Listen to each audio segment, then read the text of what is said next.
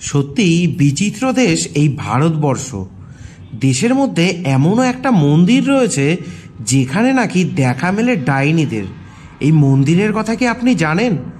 না জানলেও চিন্তা নেই, আজকের এই ভিডিওর মাধ্যমে আমরা ভারতের একমাত্র মন্দির যেখানে নাকি ভূতের সাথে ডাইনিদের দেখা মেলে সেই মন্দিরের বিস্তারিত জেনে নেব।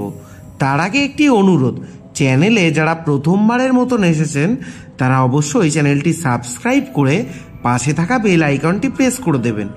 এছাড়াও ভিডিওটি যদি ভালো লেগে থাকে অবশ্যই লাইক এবং শেয়ার করতে ভুলবেন না। কমেন্ট করেও আপনার মতামত জানাতে পারেন। রাজস্থানের দৌসা জেলার মেহেন্দিপুরে আছে দেশের একমাত্র ভূত মন্দির। এই মন্দিরে মানুষের ওপর থেকে অশুভ শক্তির প্রভাব কাটানো হয় বলে মনে করা হয়। মন্দিরের ভেতরের ছবি এতই ভয়াবহ যে অনেকেই মন্দিরে এসে আতঙ্কে প্রাণ ভয়ে পালিয়েও যান। আপনি কি ভূতে বিশ্বাস করেন? উত্তরটা যদি হ্যাঁ হয় তবে অবশ্যই আপনার গন্তব্য রাজস্থানের দৌসা জেলার মেহেন্দিপুর বালাজি মন্দিরে হওয়া উচিত। আর উত্তরটা যদি না হয় তাহলেও আপনার গন্তব্য অবশ্যই দিল্লি থেকে 255 কিলোমিটার দূরে অবস্থিত এই মন্দিরেই হওয়া উচিত। কারণ মরু রাজ্যের এই অদ্ভুত মন্দির আপনার এতদিনের সমস্ত বিশ্বাস উল্টে পাল্টে দিতে পারে।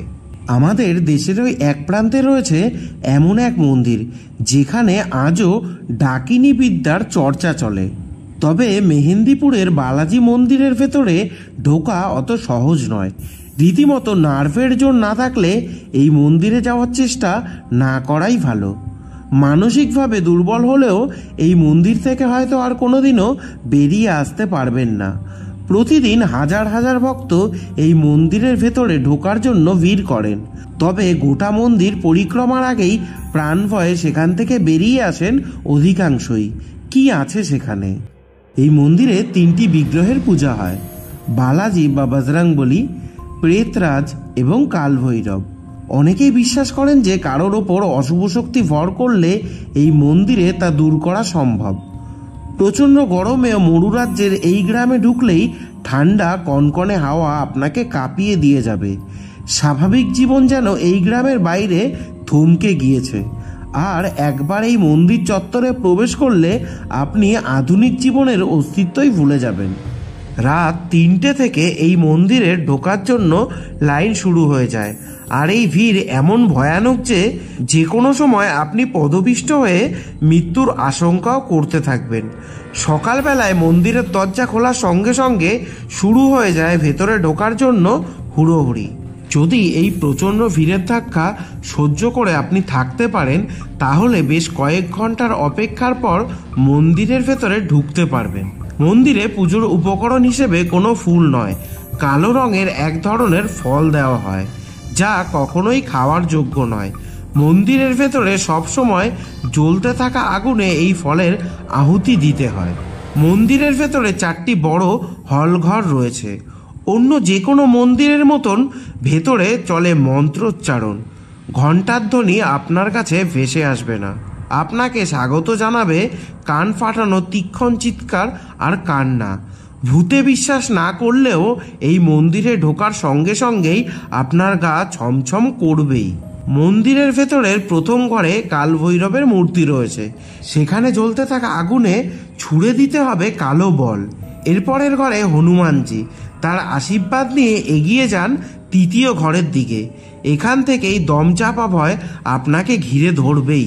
এই ঘরেই দেখবেন বহু নারী পুরুষ অসহায়ভাবে কাঁদছে, দেওয়ালে মাথাও ঠুকছে কেউ কেউ, এমনকি অনেকে নিজেই নিজের গায়ে ফুটন্ত গরম জল ঢালছে।